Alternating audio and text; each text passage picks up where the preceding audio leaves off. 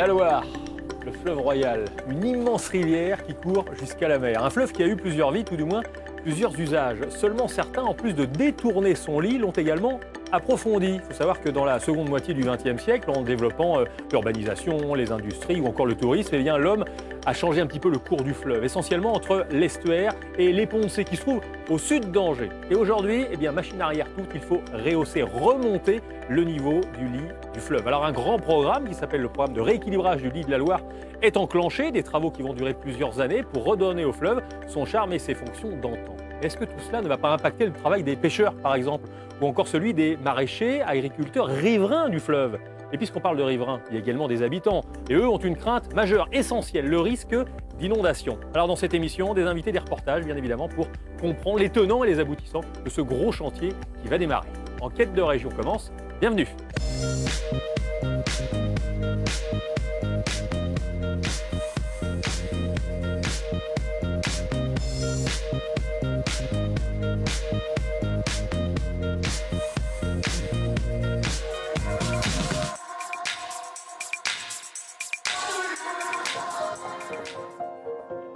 Même pas peur.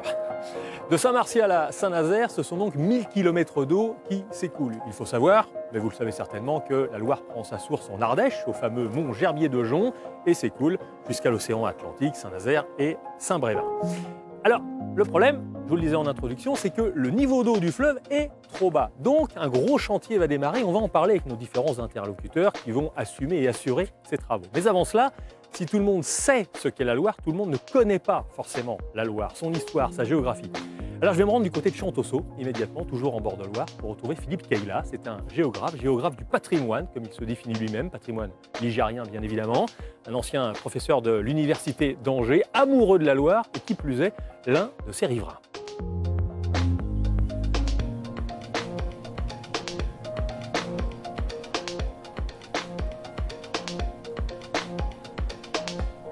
Nous voici donc à Champtoceau, sur la promenade du Champalu. Philippe Cayla, c'est quoi l'histoire de la Loire? Eh bien, c'est 300 millions d'années environ en tant qu'être géologique, hein, et puis avec l'homme, mettons 10 000 ans. Hein, et puis à l'intérieur de ces 10 000 ans, c'est 2500 ans de Loire au travail, contrairement à ce que l'on voit à l'heure actuelle, où la Loire se tourne les pouces. Hein, c'est une Loire de farniente. Mais en fait, qu'aujourd'hui, elle est juste utilisée pour le tourisme ou la navigation fluviale, un petit peu de plaisance, oui. Alors qu'avant, c'était un véritable outil de travail.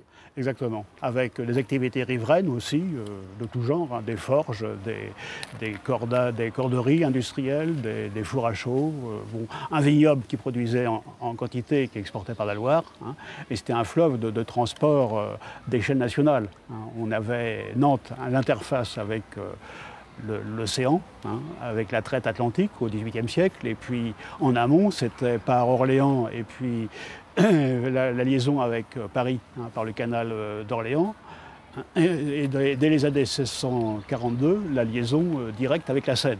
Hein. Donc c'est un fleuve qui avait non seulement portait ses bateaux sur lui-même et ses affluents, mais aussi qui les transmettait à d'autres régions. Et ça a duré de quelle période, de quel siècle à quel siècle, le commerce grâce au fleuve? Eh bien, on peut considérer, bien qu'on n'en ait pas encore trouvé les épaves depuis l'époque celte, hein, très certainement. Et puis, dernier bateau à naviguer au commerce en Loire, c'était le Glorex, hein, le bateau des pétroles de l'Ouest, qui s'arrête de travailler en 1992. Pourquoi on l'appelle le fleuve royal? Alors, on peut plus en parler en Lorraine, en Touraine, que chez nous, à vrai dire. Hein. C'est le fleuve des résidences royales à partir de la Renaissance, c'est bien connu. Hein, et du coup, en parlant sur la partie tourangelle, ça a pris le reste un petit peu sur tout le... Et puis ça a mis de l'ombre un petit peu à la Loire armoricaine, où nous sommes. Mais où nous avons des paysages magnifiques. Hein. Là, on a une Loire qui traverse de manière héroïque, c'est la percée héroïque de la Loire dans le massif armoricain, à Champtoceau. Un petit mot de la géographie quand même. Est-ce que c'est un fleuve dont on peut dire encore qu'il est sauvage, le dernier fleuve sauvage d'Europe, ou alors il est totalement modelé par l'homme? Il a été quand même très modelé par l'homme, tout en restant sauvage, parce que dangereux en fait. Et l'homme a largement créé un danger supérieur à celui de la Loire naturelle, avec la mise en place des levées qui ont permis la mise en culture des jardins de la France, qui est la Touraine, et aussi la vallée d'Anjou, pas très loin, et puis même encore la vallée de la Divate. Bon. Et puis à côté de cela, on a bien évidemment rétréci le champ d'expansion des crues, qui se sont élevés et parfois débordés, comme en 1856 par exemple, où on a une crue catastrophique qui arrive des Cévennes et qui casse la levée en 30 endroits différents. On a 1910 qui correspond à une inondation majeure dans notre secteur. Un dernier mot sur l'habitat. Est-ce que la Loire, c'est un habitat particulier, un type d'habitat particulier pour l'homme? Ça l'a été, en particulier au niveau des îles. Il suffit de se promener dans l'île Bataillon à Saint-Florent-le-Viel ou dans l'île de Chalonne pour s'apercevoir que de très nombreuses fermes sont sur ce qu'on appelle des montis, sur des tertres, comme dans les vallées. Dans les vallées, avant l'élevé, ils subissent l'inondation. Donc on avait une agriculture de vallée prospère, qui cultivait le froment, qui a cultivé le chanvre et qui en tirait profit. La Loire est également classée au patrimoine mondial de l'UNESCO. Oui. Tout au moins pour une section qui va de Sully-sur-Loire à Chalonne et qui s'arrête pile poil au pont de Chalonne. À notre grand regret, puisqu'on aurait souhaité que ça continue jusqu'à Nantes, quasiment, au moins jusqu'à Champdosseau. Merci beaucoup Philippe Cayla. Vous parliez à l'instant des crues de la Loire. On va revenir sur un épisode survenu le 2 décembre 1910 sur la levée de la Divate en Loire-Atlantique, 8,75 m. C'était la hauteur de la crue ce jour-là, une crue assez exceptionnelle qui a fait plus de 3000 personnes sinistrées.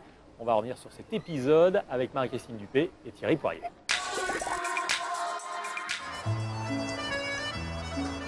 « 1910, une année vraiment mémorable pour toutes les familles riveraines du fleuve Royal, en amont de Nantes. Il faut dire que par 2 fois, la Loire est sortie de son lit. Une première crue en janvier avec un hiver particulièrement pluvieux, mais l'automne le fut encore davantage.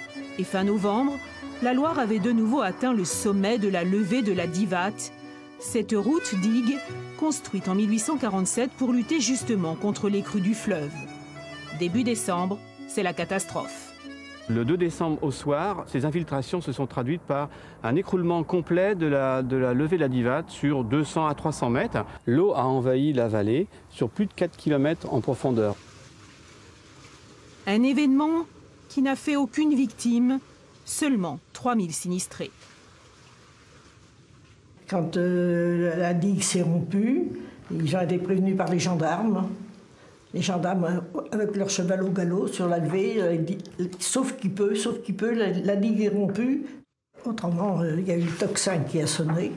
Et c'est comme ça qu'ils ont été prévenus. Puis il n'y a pas eu de panique, pour une bonne raison, c'est que dans les jours d'avant, ils avaient pris toutes leurs précautions. Les maisons ont eu beaucoup d'eau à l'intérieur? Ah oui, 2 mètres. 2 mètres d'eau. C'était terrible pour eux. Autrement, sur la route, bien, il avait 3 mètres. Et on voit mon père là, qui est en barque, qui se promène avec sa sœur. Là, forcément, ils n'ont presque rien à faire.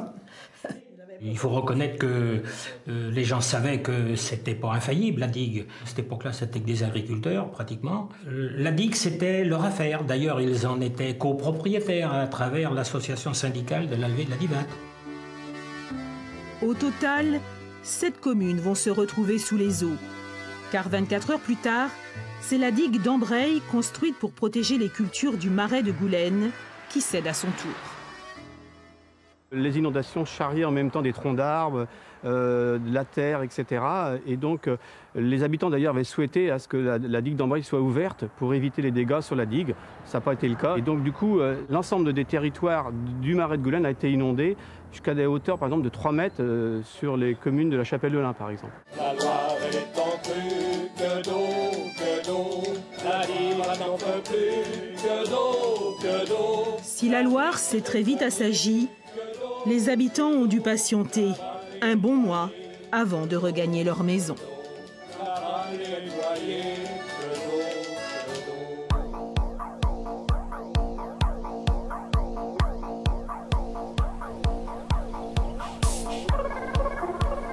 Vous regardez toujours Enquête de région consacrée au rééquilibrage du lit de la Loire. Alors nous avons quitté Champdosseau, mais nous sommes toujours en bord de Loire. Vous voyez derrière moi le port de la Poissonnière. Restez avec nous parce que dans un instant, justement, on va aller sur la Loire pour connaître le travail d'un pêcheur et on parlera bien évidemment de la façon dont l'homme va redonner au fleuve un petit peu de liberté. Bonjour Bernadette Doré. Bonjour. Vous êtes chef de l'agence de l'eau Loire-Bretagne, en tout cas de la délégation nantaise. Quelle est l'utilité? Ça sert à quoi, une agence comme la vôtre? Alors, une agence de l'eau, c'est un établissement public de l'État, sous tutelle du ministère de l'Écologie. Et nous contribuons à la mise en œuvre des politiques nationales et européennes dans le domaine de l'eau. Et surtout, nous accompagnons au quotidien, techniquement et financièrement, des collectivités, des associations, des acteurs économiques. Donc beaucoup de projets pour beaucoup d'argent. Pour beaucoup d'argent. Bon. Quel est le problème aujourd'hui avec la Loire? Qu'est-ce qui fait que, alors là le chiffre est sidérant, que la Loire a perdu 4 mètres de niveau d'eau en 100 ans à Nantes? C'est considérable. Oui, c'est considérable. Qu'est-ce qui a causé ça? Alors, vous dites 100 ans, donc ça veut dire qu'en fin du 19e siècle, on a commencé à faire des aménagements importants sur la Loire parce que l'idée c'était d'en faire une grande voie navigable qui débouchait sur l'océan. Donc on a créé un chevenal de navigation. Et pour créer ce chenal et donc avoir une profondeur pour laisser passer des bateaux, il a fallu fermer les bras de la Loire. Donc on a mis en place ce qu'on appelle de manière latérale des chevrettes, qui sont des ouvrages. Un petit peu comme celles qu'on voit ici. Un petit peu comme celles qu'on voit ici. Et puis pour essayer de faire en sorte que l'écoulement se fasse majoritairement dans le bras principal, on a mis en place des épis. Ce sont des enrochements qui sont mis perpendiculaires à la Loire, qui dirigent l'eau vers le milieu du fleuve. Et dans le même temps, les industriels, les maraîchers extrayaient, puisaient pour prendre du sable. C'est un peu plus tard. La première période, c'est plutôt pour la navigation, qui très vite va être concurrencée par la route, par le train.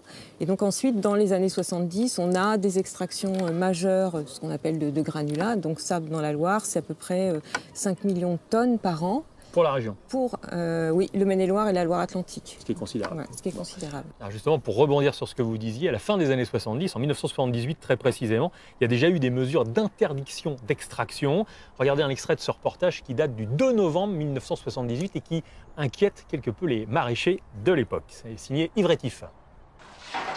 Dernièrement, les extracteurs de sable ont tiré plus de gravier du chenal que la Loire n'en produisait. Pour reposer le gisement, la société de navigation a décidé, en accord avec les industriels, de stopper au 4 novembre les prises de sable entre Nantes et Ancenis. Certains entrepreneurs du bâtiment et les maraîchers craignent donc de ne plus disposer de ce sable de Loire dont ils ont besoin. Mais rassemblés en groupement d'intérêt économique, les extracteurs ont préparé des solutions de rechange. Et donc deux solutions à l'époque pour prendre du sable, soit aller vers l'estuaire, soit dans des bras de Loire. Bernadette Doré, en amont de Bellevue, alors le site de Bellevue c'est sur Sainte-Luce-sur-Loire, sur cette commune, il y a eu du désenrochement, je ne suis pas très sûr du terme, comment vous dites vous? Alors du déroquetage. Déroquetage, voilà. Ça a eu lieu au 19e siècle ou au 20e siècle, en fait, pour faciliter la navigation. Oui, c'est ça. On a enlevé des seuils naturels rocheux qui étaient au fond de la Loire pour effectivement pouvoir naviguer plus facilement. Moralité, on a beaucoup creusé, on a beaucoup puisé, on a beaucoup construit sur la Loire. Et il y a un moment, il a fallu dire stop. Je pense qu'il y a eu une prise de conscience collective, qu'effectivement, il y avait des impacts très forts pour l'ensemble des activités. Vous voyez, par exemple, il a fallu déplacer la prise d'eau potable de la ville de Nantes 10 km en amont, parce qu'on a fait remonter le sel en faisant un bassin de marée qui a envoyé l'onde de marée plus loin. Et effectivement, ça a eu cette conséquence. C'est-à-dire que la Loire était salée à certains endroits. À certains endroits, donc il a fallu déplacer la prise d'eau. Il y a eu des conséquences sur les espèces, et donc pour la pêche, pour le tourisme, pour le paysage. Et donc il y a eu une prise de conscience collective en 1994 avec. En 1994, arrêt des extractions. Voilà, ça, maintenant, on ne puise plus dans la Loire. Complètement interdit. Aujourd'hui, avec ce CLA, contrat pour la Loire et ses annexes, vous voulez intervenir. Si on n'intervient pas, si vous n'intervenez pas, qu'est-ce qui va se passer? Alors aujourd'hui, il y a des études qui ont été faites, des modèles qui ont tourné et qui ont permis de voir que si on ne fait rien, l'incision du fleuve va soit se stabiliser, soit continuer. C'est-à-dire que localement, on voit des améliorations suite à l'arrêt des extractions, mais globalement, les choses ne s'améliorent pas. Voilà. Et donc, il est vraiment nécessaire aujourd'hui de pouvoir intervenir. C'est-à-dire que le processus engagé par l'homme au XXe siècle, il va faire boule de neige et ça va continuer. Voilà. Avec de l'érosion, avec toutes sortes de choses négatives pour la Loire. Donc, il faut faire remonter ce niveau d'eau. Tout à fait. Ça va coûter 42 millions d'euros. C'est vous qui payez avec le Conseil régional des Pays de la Loire. Il y a d'autres organismes qui interviennent? Oui, il y a déjà tous les maîtres d'ouvrage, donc VNF qui interviendra sur les travaux majeurs, sur le lit mineur, les maîtres d'ouvrage collectivités le long de la Loire qui vont faire des travaux sur la reconnexion des parties latérales, donc ce qu'on appelle les annexes hydrauliques, et puis le Conservatoire des espaces naturels qui va coordonner les travaux sur ces aspects-là. On va rencontrer des représentants justement de ces deux organismes dans quelques instants. Il y a eu une concertation publique en mars-avril Oui. 2018, Oui. ça débute cette année. Enquête publique ensuite, comme pour un vrai chantier.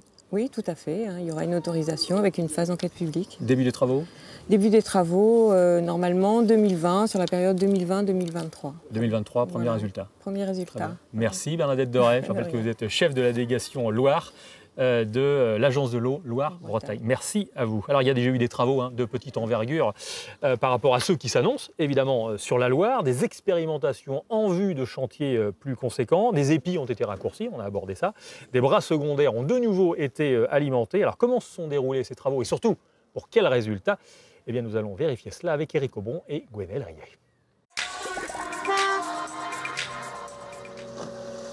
Ce sont les premiers observateurs du niveau de la Loire. Entre Nantes et les ponts de Cé, ces baliseurs passent chaque semaine pour repositionner leurs bouées. Elles indiquent le passage pour la navigation. On est obligé de surveiller en permanence toute la Loire parce que c'est un fleuve relativement sauvage malgré qu'il y a des épis. Et en fin de compte, sa morphologie fait que les bancs de sable se déplacent. Le courant, la morphologie, et rien n'est acté d'une année sur l'autre, même si c'est jamais pareil. C'est toujours en changement perpétuel. Programmé pour 2020, ce chantier s'appuie sur l'expérimentation menée il y a une dizaine d'années à la Possonnière. Sur plusieurs kilomètres en aval d'Angers, des épis ont été raccourcis et abaissés. Avec le recul, la municipalité commence à percevoir les effets de ces aménagements. On a constaté quand même des endroits où le courant il est plus qu'à 1 mètre seconde, donc là le sédiment ont tendance à se poser, ça va dans le bon sens. On a commencé à voir apparaître la mise en méandre de la Loire, donc ça veut dire des méandres, ça participe aussi au ralentissement de la Loire, donc peut-être que ça va s'accentuer et ça serait quand même un petit plus pour notre objectif. Lorsque sa cote est au plus bas, la Loire peine également à alimenter les bras éloignés de son lit principal. Bruno Rohard en fait le constat à chaque fois qu'il prend son embarcation sur les boires de la Varenne. Ce milieu naturel est inondé moins souvent que par le passé. La Varenne, c'est une commune qui est riveraine de la Loire. Et l'été, on ne peut pas dire ça puisqu'on n'a plus de Loire. C'est dommage.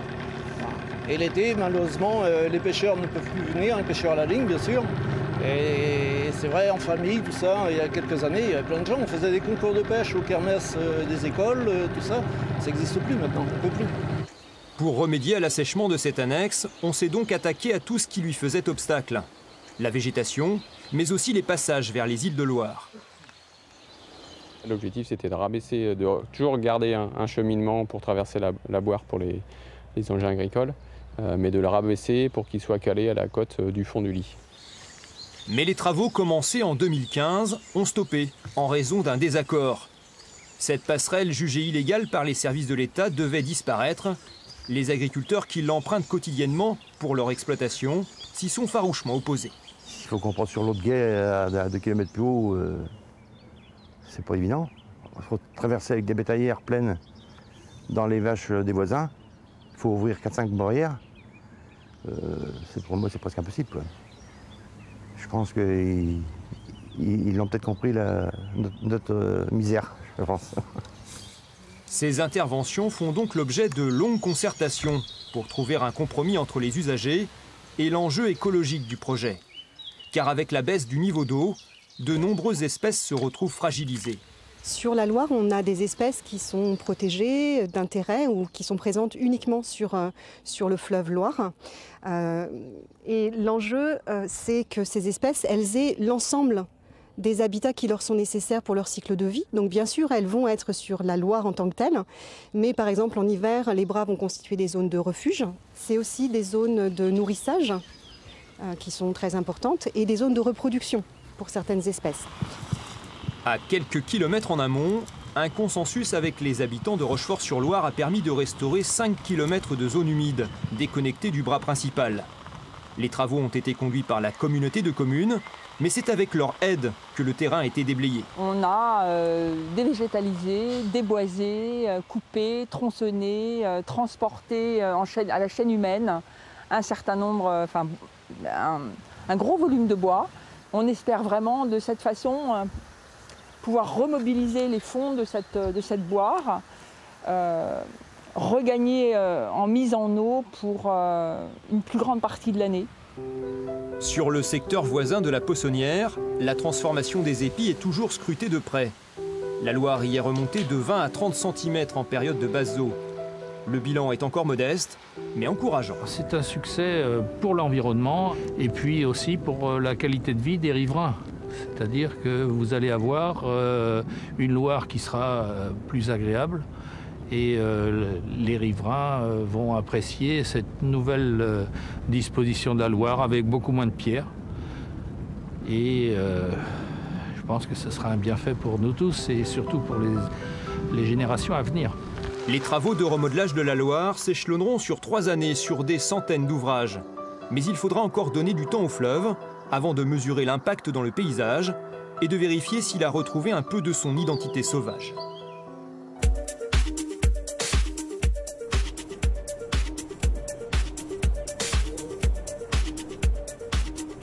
Retour sur le plateau d'enquête de région, sur ce bateau, sur cette toux cabanée. Bonjour Alex Faga. Bonjour. Elle est à vous, cette toux cabanée. Un petit mot. Alors c'est pas une toux cabanée tout à fait, c'est inspiré à la fois d'un chaland, donc le bateau qui transportait les marchandises autrefois pour la coque, et pour la cabane, on est inspiré des toux cabanés qui étaient des bateaux de pêche. D'accord, donc ça faisait passer quand même une toux cabanée, mais c'est un chaland cabané. Je me permets ce néologisme. Mais vous avez raison. La Loire, c'est vraiment votre espace de jeu, votre espace de travail depuis toujours.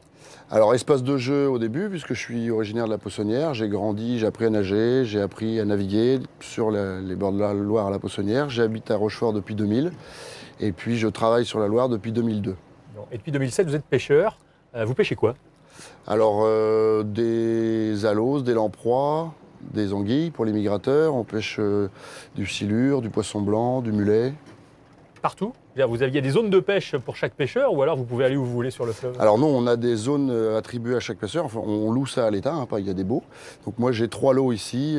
Ça va en gros de l'embouchure de la Maine jusqu'au pont de l'Alleu, en aval de la Possonnière, et le bras nord de l'île de Béhuard qui s'appelle la Guillemette. Justement, à propos de Béhuard, en 2009, il y a eu des travaux sur le secteur Béhuard, la Possonnière, Rochefort. Est-ce que ça a changé? Est-ce que ça a impacté votre travail? Alors ça m'a enlever des zones de pêche une partie de l'année. C'est-à-dire que comme les épis sont plus bas, derrière les épis, c'est des zones de calme et on peut mettre des filets. Et là, du coup, comme ils sont sous l'eau plus longtemps, j'ai moins de positionnement pour mes filets, notamment pour la lauze. C'est un peu compliqué pour moi pour ça, mais bon, c'est comme ça. Est-ce que le paysage, lui, a changé considérablement? Alors ça on n'a pas l'impression quand on n'est pas riverain, quand on ne va pas sur la Loire tous les jours. Non, mais nous, on le voit, hein, il y a des décalages du chenal et puis des îlots qui se forment à des endroits où il n'y en avait pas. Donc ça, on voit quand même vraiment l'impact de... Et puis, alors ça ne se voit pas dans le paysage, ça, mais le ralentissement du courant, c'est quand même quelque chose qu'on a constaté. Alors ça a changé le courant, le fait d'enlever des épis? Eh bien, on ne les a pas enlevés, les épis, on les a rabattus en hauteur. Rabaissés ou raccourcis? Alors, souvent plutôt rabaissés. Et le fait qu'ils soient moins actifs dans l'année, puisqu'ils sont sous l'eau, le courant se ralentit parce qu'il coule sur plus large. Et vous sentez l'onde de la marée ou pas de l'océan? Non, pas ici. Pas ici, pas jusqu'ici. Donc, selon vous, les travaux engagés ont été bénéfiques. Ça veut dire que ceux qui vont venir jusqu'en 2023 vont l'être aussi? Pour moi, plus on revient vers un état naturel, mieux c'est. Donc, je pense que ça... Là, vous parlez en tant que pêcheur ou en tant que riverain? Les deux. Vous êtes combien de pêcheurs en Loire? Alors sur la partie fluviale, c'est-à-dire à l'amont de Nantes jusque sur l'ensemble du bassin, mais on s'arrête vraiment à la partie fluviale, donc en amont de Nantes, on est une cinquantaine. Ouais. C'est toujours un métier passionnant pour vous? Il faut de la passion, parce que c'est pas... Passion et patience? Ouais, passion surtout, mais on a un retour énorme, on a un cadre de vie qui est quand même super chouette, quoi. Ouais. Vous auriez tort de vous plaindre? On peut toujours se plaindre, mais bon, ça ne sert pas à grand-chose. Merci beaucoup, Alex Faga, de nous avoir accueillis sur ce chaland cabané. Bonne pêche, bonne continuation. Sachez en tout cas que si votre métier vous séduit toujours, eh bien, il passionne certains à tel point qu'ils veulent devenir à leur tour pêcheurs comme vous, pêcheurs en Loire, côtoyer le fleuve au quotidien, voir sa faune, sa flore, les lumières, les couleurs changer. Eh bien, c'est ce qu'a fait Romain Gadet. Il était scientifique, il a radicalement changé de vie pour devenir pêcheur en Loire. Reportage Patrick Ferret et Luc Perrault. Romain Gadet n'a pas à aller bien loin pour lever ses filets. C'est au cœur de Bréhémont, juste en face de sa boutique et de son laboratoire, qu'il met à l'eau son embarcation, la bien nommée Gagne ta croûte. Contrairement à ce que l'on pourrait imaginer, ce ne sont pas les poissons dits nobles, les carnassiers que sont le cendre et le brochet, qui intéressent le plus Romain. Lui entend plutôt valoriser les vrais poissons de Loire qui sont souvent méconnus ou font l'objet de préjugés. Le plus intéressant, c'est ce qu'on appelle les poissons blancs en fait. Donc c'est des poissons de la famille du gardon, des cyprinidés, donc tout ce qui est chevenne, barbeau, brème, aspe. Ça, c'est des poissons qui sont intéressants pour la transformation. Avant de s'installer il y a 3 ans à Bréhémont, Romain avait repéré tout un secteur de libre pour la pêche professionnelle en Loire, entre Rigny-Hussé et Fondette. On loue ce qu'on appelle des lots de pêche à l'État, puisque là on est sur le domaine public fluvial. Et sur ces lots, donc moi je travaille sur 34 km de long, j'ai 6 lots en location. Sur ces lots, on est le seul pêcheur professionnel. Après, il y a des pêcheurs amateurs à la canne et aux engins. C'est le travail sur le terrain qui a donné envie à Romain de franchir un cap et de devenir pêcheur professionnel. Car après des études en écologie aquatique, il se destinait plutôt à une carrière de scientifique. J'ai travaillé dans la recherche sur les poissons migrateurs de la Loire, le saumon, la lauze, la lamproie et l'anguille. Et ça pendant 2 ans, et ensuite j'ai décidé de m'installer comme pêcheur. Je ne regrette pas du tout. C'est un métier qui est vraiment très complet, il y a plein de choses différentes. Il y a la pêche, la transformation, la vente, il n'y a pas une journée pareille. Donc ça, c'est vraiment intéressant. Romain a dû investir des dizaines de milliers d'euros dans un fumoir et un laboratoire de transformation. Mais aujourd'hui, avec ses soupes, ses rillettes, ses filets fumés ou encore ses feuilletés, il s'est forgé une clientèle d'habitués pour moitié constituée de professionnels, restaurateurs ou épiciers de luxe. Prochaine étape, Romain espère ouvrir un petit restaurant qui devrait enchanter les papilles, notamment des cyclistes de la Loire à vélo.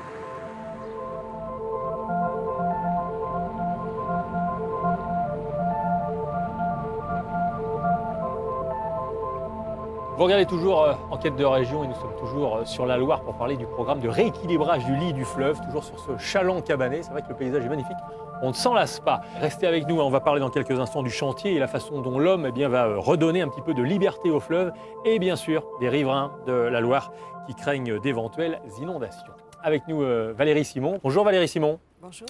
Vous êtes chargée de mission concernant la Loire bien évidemment auprès du CEN, le Conservatoire des espaces naturels. Les travaux du XXe siècle, donc qu'on a subis, que l'homme a causé, mais que la nature a subi il y a encore quelques années, n'ont pas plu à tout le monde, parce que je crois que certains riverains s'inspirent de ce que faisaient leurs grands-parents pour couper les pieux, c'est ça? Effectivement.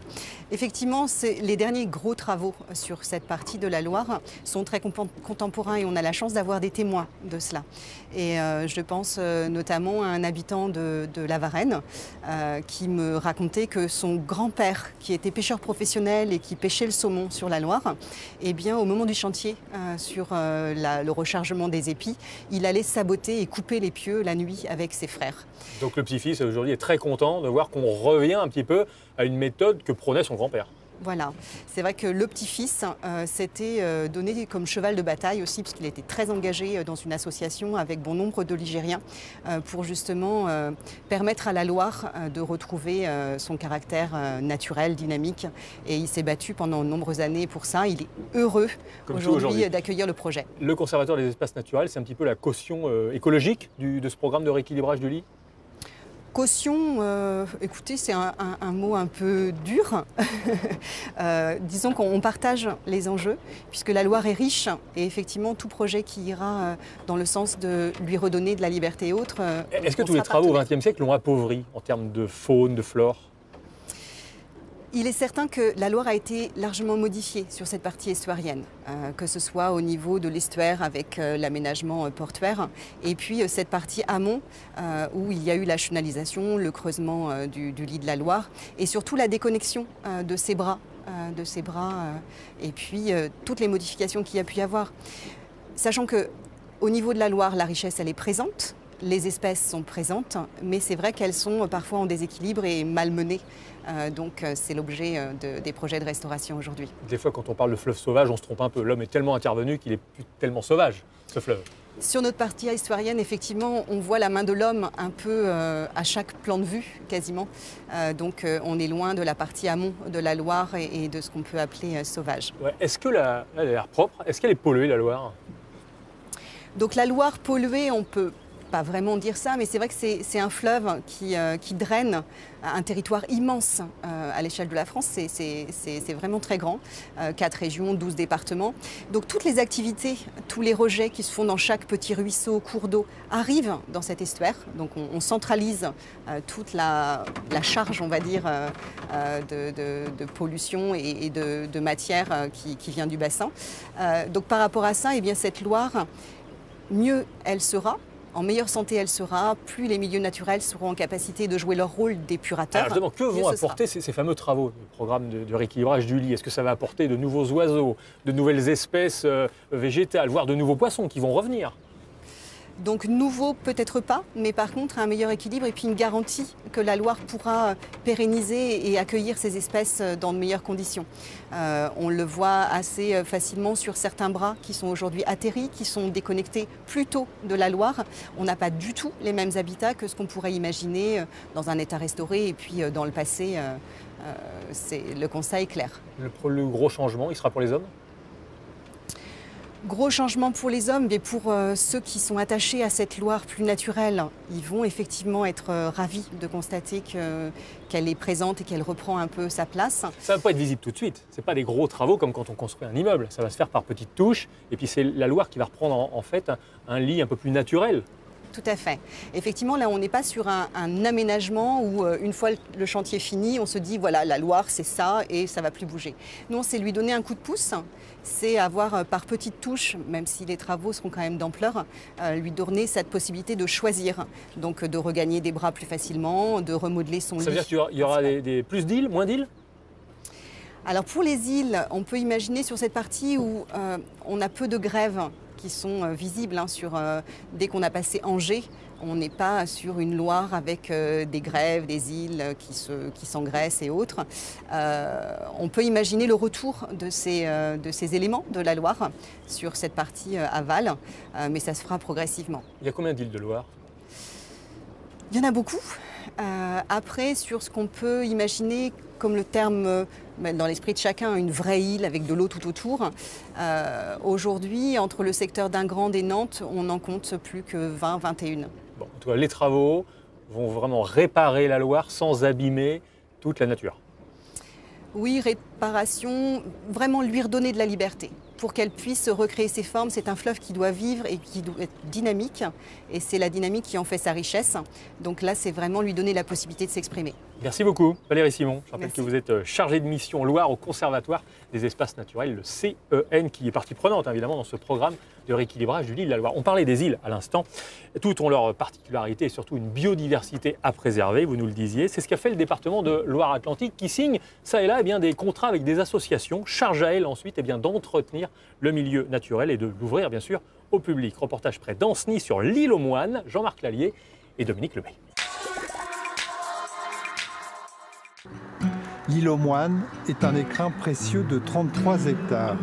Elle est, depuis 2014, propriété du département. Là, on a des traces toutes fraîches, un castor qui est venu gratter cet arbre. Donc là, il est présent sur toutes les rives de la berge de l'île aux Moines. Les castors sont bien installés, comme d'autres espèces souvent menacées. Les associations travaillent à leur préservation en réalisant des inventaires naturalistes. Ces frênes, par exemple, permettent un abri naturel pour certaines espèces. On a d'autres espèces comme la chevêche d'Athéna, qui est une petite chouette, qu'on va retrouver dans les cavités de ces frênes-là. Et puis l'autre gros enjeu en termes d'oiseaux sur l'île aux Moines, ça va être l'hirondelle de rivage et le martin pêcheur qui vont construire leur nid sur les falaises sableuses en bord de Loire et en bord de la Boire. Ces études sur la faune et la flore sont nécessaires. Cette île, comme d'autres endroits du département, sont des zones naturelles sensibles. L'objectif est ici d'organiser la gestion et la prévention de cet espace pour ensuite ouvrir ce lieu au public. Amener les personnes sur le site, ça donne aussi l'impression et l'envie aux gens de mieux connaître ce qui les entoure. Et c'est en connaissant qu'on protège le mieux. Attrait touristique, sensibilisation à l'écologie, le département aide 40 sites classés espaces naturels sensibles. Concernant l'île aux Moines, une ouverture au public est prévue dans 2 ans.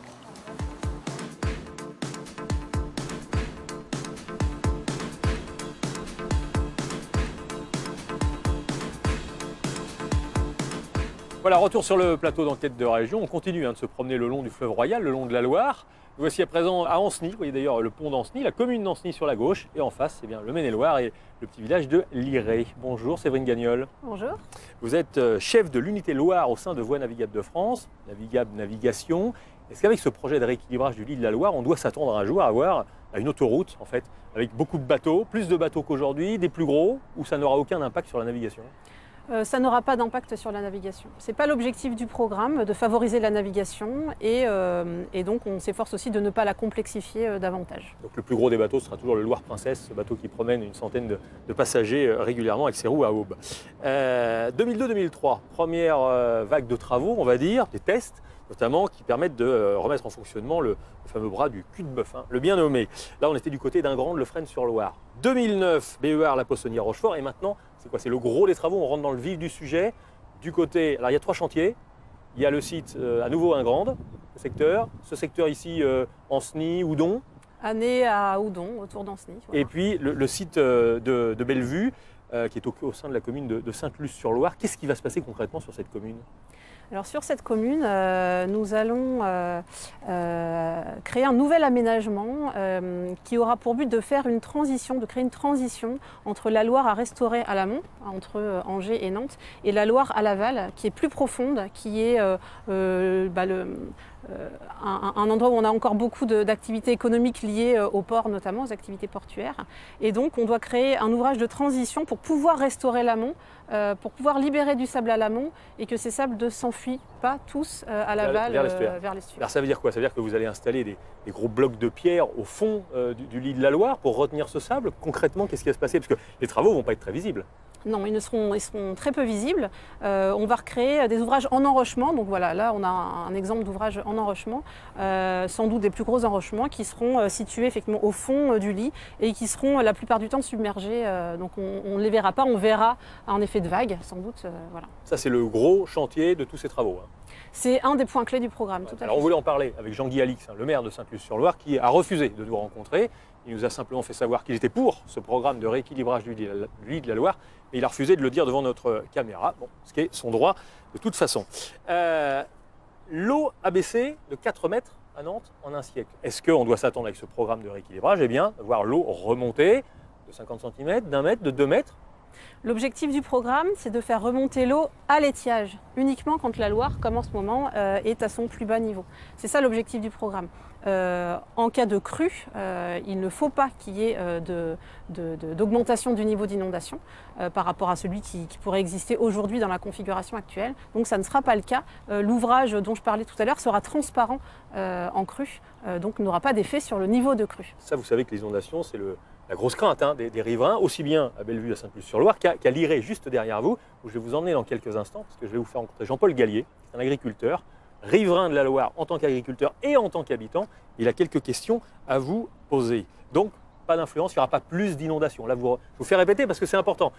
Vous rassurez tout le monde, il n'y a pas de risque d'inondation supplémentaire. Tout à fait. Bon, le programme, c'est vraiment le lit de la Loire. Lui rendre quoi? Une vocation écologique qu'il avait un peu perdue à cause de la main de l'homme? Eh bien oui, de faire en sorte de rééquilibrer son fonctionnement, le fonctionnement d'un écosystème, le lit de la Loire connecté à ses bras secondaires, à ses annexes fluviales, au Boire, pour maintenir la diversité des milieux qu'on connaît aujourd'hui qui fait sa richesse écologique. C'est bien cette diversité de milieux, cette diversité d'espèces qui a tendance à rendre un peu un aspect sauvage de la Loire. Oui, tout à fait. Bon, alors vous le savez, vous certainement, en Maine-et-Loire, 50% des communes sont concernées par les fameux risques d'inondation dont on vient de parler. Et depuis 2012, il y a un dispositif qui est mis en place pour évacuer les populations concernées par les crues, par les inondations. Il est testé régulièrement, comme c'était le cas ce jour de 2016 à Saint-Mathurin-sur-Loire. Reportage Éric Aubron et Jean-Christophe Raxi. Exercice d'évacuation. Nous vous informons que nous sommes en phase de péril imminent. L'alerte est donnée, la Loire a atteint plus de 6 mètres à Saumur et devrait encore monter. Le plan Orsec est déclenché dans cette commune de la vallée de l'Authion. Aujourd'hui, il ne s'agit que d'un exercice pour roder le dispositif dans un quartier. De maison en maison, des volontaires s'assurent que le message est bien passé. Aujourd'hui, vous devez quitter votre maison pour aller à la salle des fêtes. Eh ben, j'ai pas déjeuné encore et je viens d'arriver, je vais déjeuner. Et ça m'affole pas du tout. D'accord. Sur ce, au revoir, monsieur. Si vous voulez. Ceux qui restent sur place sont signalés. L'objectif est que tout le monde puisse être recensé. Par exemple, je sais que dans cette rue, il y a une personne qui a été opérée hier d'une cataracte, donc elle ne pourra pas sortir aujourd'hui, que son mari marche difficilement. Donc on répertorie ça pour qu'on puisse éventuellement faire évacuer.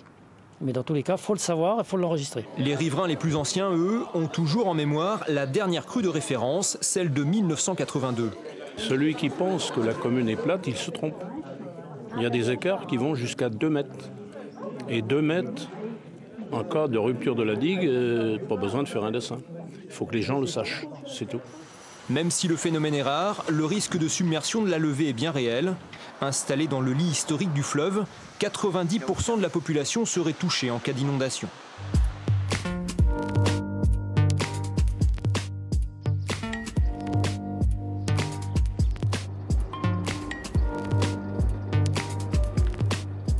Alors Madame Gagnol, on est ici à Liré, sur les terres de Jean-Paul Gallier qui arrive vers nous là. Il est installé là depuis 30 ans, il cultive des fruits et des légumes sur 6 hectares. Sa famille est installée, elle, depuis le XVIIIe siècle ici à Liré. C'est dire si les risques liés à la Loire, eh bien, il connaît. Bonjour Jean-Paul Gallier. Bonjour monsieur. Séverine Gagnol, de Voies Navigables de France. Bonjour. Je lui parlais un petit peu de votre exploitation. Votre maison, comme vos terres, tout est en zone inondable ici à Liré. Tout, oui. Quelle crainte avez-vous par rapport au programme de rééquilibrage du lit de la Loire ? Quelles craintes on a? Alors on a simplement les craintes, d'après ce qui est annoncé, il nous annonce environ 30-40 cm de rehaussement de l'étiage aux basses eaux et un impact de 4 à 5 cm pour les crues, les hautes crues, 6 m 10. En gros, pour vous expliquer, 6 m 10 ici, ça fait ça pour la crue de 82, en sachant que la référence du siècle c'est 7 m 10, on dirait 1 mètre au-dessus. Donc nous, voilà, 5 cm 82, bah oui, c'est déjà inquiétant. 40 cm en bas étiage, pourquoi pas, mais on ne nous parle pas de ce qui se passe pour les crues normales, c'est-à-dire les crues à 4 mètres, les crues qui... C'est-à-dire les crues d'hiver, les crues de printemps. Les crues d'hiver de printemps. Parce que vous êtes habitué aux crues. Oui, on est habitué, mais on ne veut pas être plus impacté qu'on ne l'est à l'heure actuelle. C'est-à-dire plus de temps dans l'année. Plus de temps dans l'année, plus d'intensité, plus de hauteur. Et ça, c'est le programme de rééquilibrage du lit de la Loire qui crée cette inquiétude chez vous. S'ils remettent les seuils au niveau qu'ils étaient dans les années 70, il y avait des crues environ tous les 2 ans, c'est ce qu'on disait. Aujourd'hui, les crues se sont espacées plutôt vers les 4-5 ans. Avant, on avait Vous avez peur que ce soit plus fréquent. Avant, on avait 3 semaines de crues récurrentes, maintenant on n'a plus que 8-10 jours. Séverine Gagnol, est-ce que vous avez les moyens de rassurer Jean-Paul Gallier ou pas?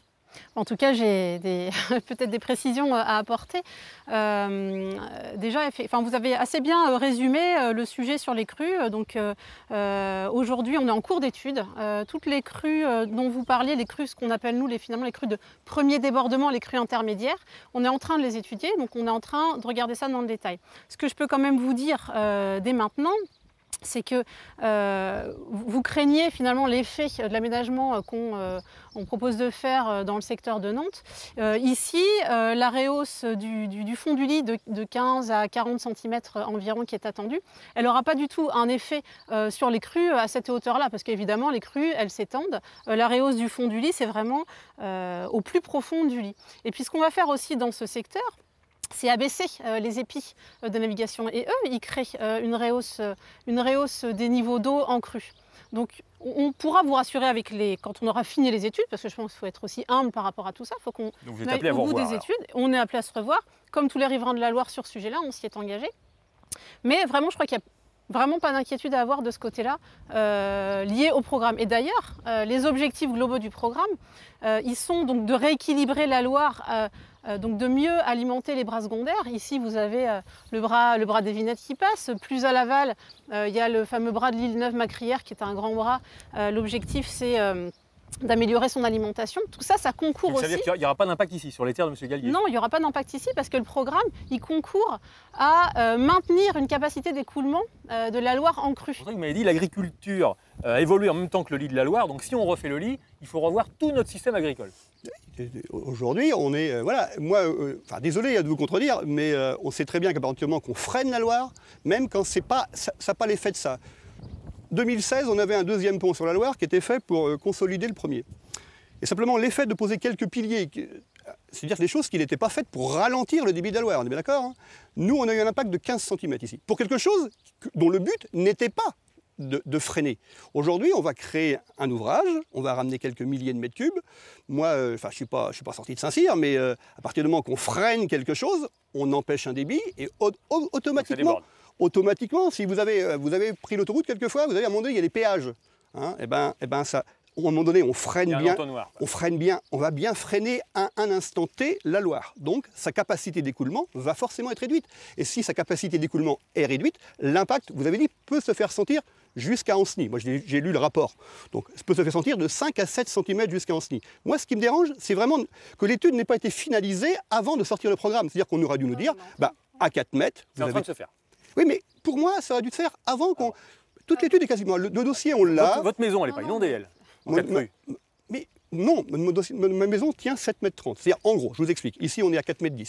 Crue de référence dont parle NVF, c'est 6,10 m. VNF, 6,10 m. Crue historique chez nous, c'est 7,10 m. Moi, je suis à 7,30 m. Donc, la maison n'est pas impactée. Mais ça, c'est pas gênant, la maison.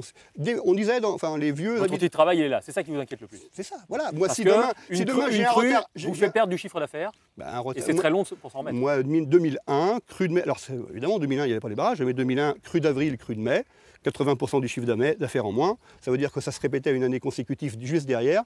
Bon, moi, j'arrêtais, je faisais d'autres métiers, quoi. Je changeais. Voilà. Ces inquiétudes, vous les comprenez? Évidemment, je comprends ces inquiétudes-là. Je crois que vivre et travailler en bord de Loire, vous le savez mieux que moi, en fait. Hein. Je peux comprendre tout à fait. Tout à l'heure, vous parliez du dossier que vous avez vu. C'est pas un dossier d'études finalisées, attention. C'est un dossier qui nous a permis d'aller voir justement tous les riverains, tout le public qui était intéressé par ce projet-là, pour expliquer où on en était.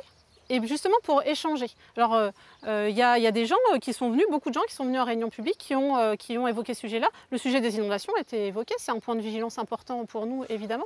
Mais attention, on est bien en cours d'études, on n'a pas fini les études. Tout n'est pas finalisé, ça peut peut-être vous rassurer. Heureusement, j'espère. Et on aura l'occasion d'en rediscuter sans problème. Avec ou sans France 3 Pays de la Loire, mais on va suivre le dossier tout de même. Alors la Loire, elle peut s'admirer, depuis évidemment la Divade, depuis la digue, on peut aussi s'arrêter, prendre des photos, on peut naviguer, on l'a vu, avec notamment divers bateaux, mais aussi depuis quelques années, il faut savoir que le vélo a pris possession du fleuve, 900 km d'itinéraire cyclotouristique, ça s'appelle le circuit Loire à vélo, c'est une balade qui commence à Cuffy, c'est dans la Nièvre, tout près de Nevers, et elle se termine à Saint-Brévin-les-Pins en Loire-Atlantique. Reportage Thierry Berco et Daniel Le Floch.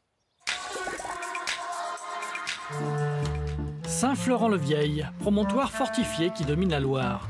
À ses pieds, sur les berges, des cyclistes venus goûter au charme de ce fleuve majestueux et aux paysages reposants. Ils viennent d'Allemagne, d'Angleterre ou de Hollande. Ils voyagent en groupe ou en couple, comme Diana, la Hollandaise. En ce moment, notre voiture est à Saumur. Nous sommes partis en train à Nantes. Nous y avons passé quelques jours en camping et bien sûr visité la ville.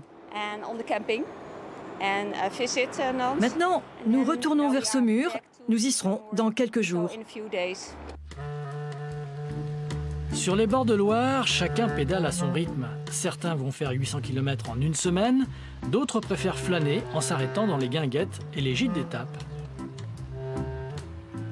C'est le cas de Gérard, un Parisien qui se rend en 4 jours de Tours à Nantes. On part à 2 couples et on organise avant le circuit. On fait entre 40 et 50 km par jour, c'est tout. C'est suffisant. Et puis on n'a pas envie d'avoir le nez dans le guidon. Ce qu'on veut, c'est visiter et prendre notre temps, regarder à droite à gauche, s'arrêter. Il y a tant à voir le long de ce fleuve en apparence tranquille. Ces îles sauvages, ces lumières harmonieuses, même si les pistes empruntent des chemins détournés. Pour ne rien rater, ce camping-cariste allemand s'arrête tous les 20 km pour explorer les villages, mais avec une méthode étrange.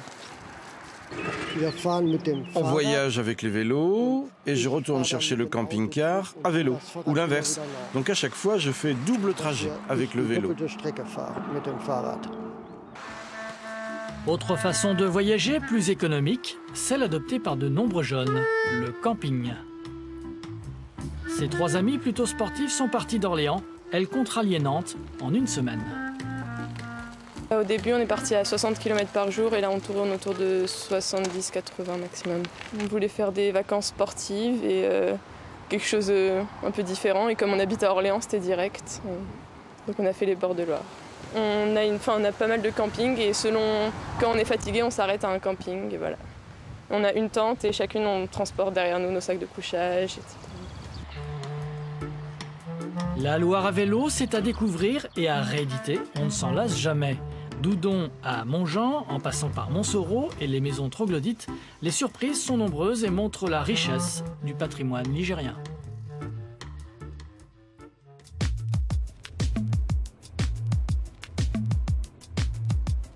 Voilà, gauche, Alex, un petit peu. Rive gauche, pas trop. Voilà, rive droite, comme je vous ai montré tout à l'heure. C'est pas mal du tout, ça. C'est qui va me donner des leçons. Vous avez très vite compris, je suis très fier de vous. Merci beaucoup.